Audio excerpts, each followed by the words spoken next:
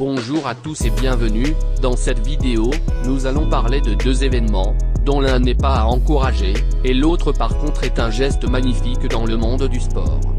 Lors de la finale de la Supercoupe d'Espagne féminine, qui opposait le FC Barcelone à l'Atlético Madrid, la célébration du trophée du Barça est presque passée au second plan, après son écrasante victoire, 7-0.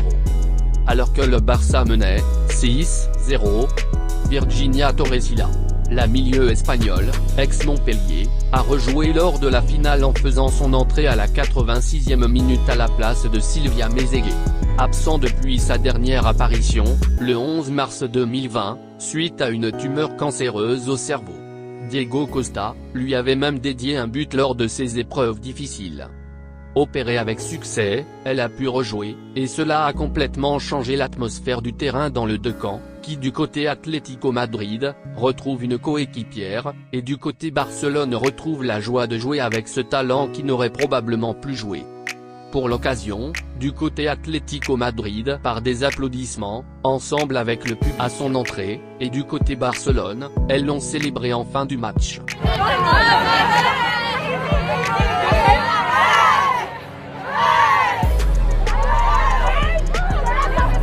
Décidément, ce phénomène n'a pas des allures de prendre fin.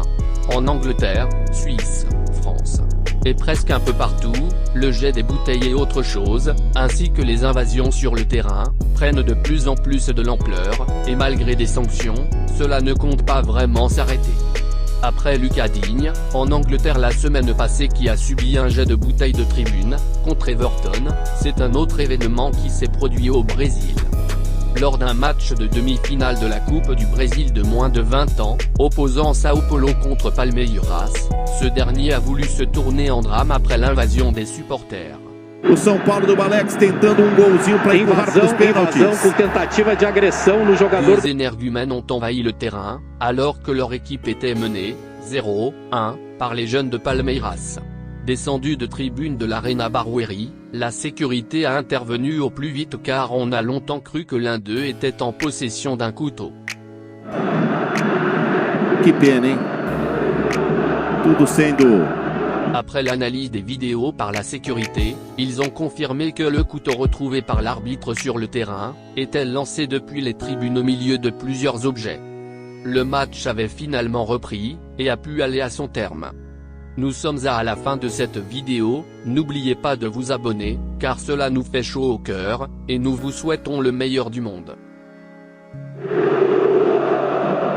E Guga, tem outra coisa também, estão